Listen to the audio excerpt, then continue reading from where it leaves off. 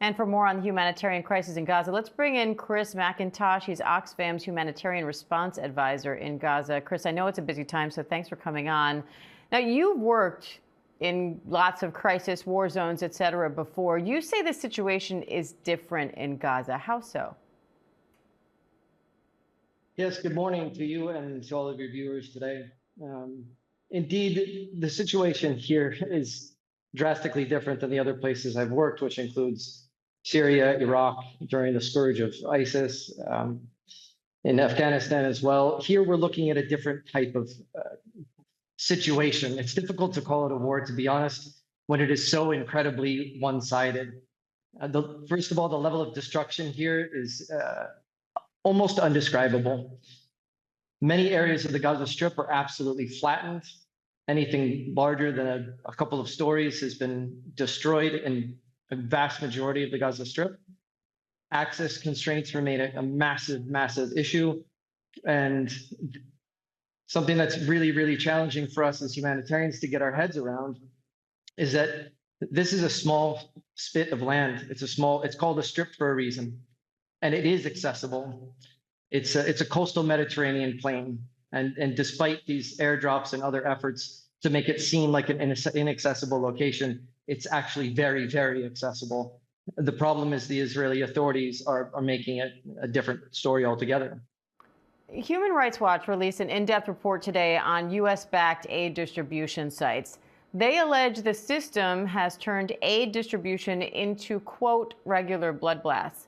Now, the IDF blames Hamas and what they call a lack of cooperation from the international community for preventing aid from reaching those in need. What's your response to that? My response is unequivocally that we have been sidelined by the Israeli authorities. We're not allowed to do our jobs. And so the notion that we are not cooperative is simply erroneous at best.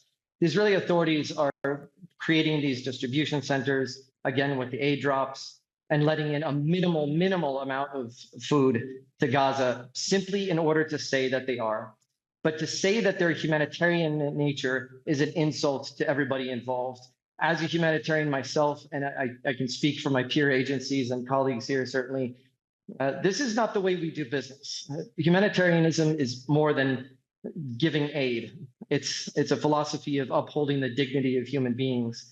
It's a philosophy of upholding rights and respect.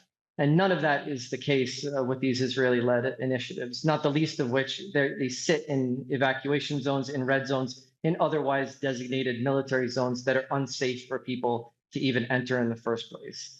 Now, the Hamas-run Gaza Health Ministry says a total of nearly 1,400 people have now been killed trying to get aid since May, people on their way to get food, for example. Now you have several countries saying that they are going to assist in and step up airdrops of aid to try to get more aid to the Palestinian people. Will that help? No, Diane, to be very honest, it's not. And I was just looking at some a couple of hours ago. Airdrops are only used in specific circumstances for hard to reach locations, such as very mountainous areas or areas in the middle of nowhere with no good road access.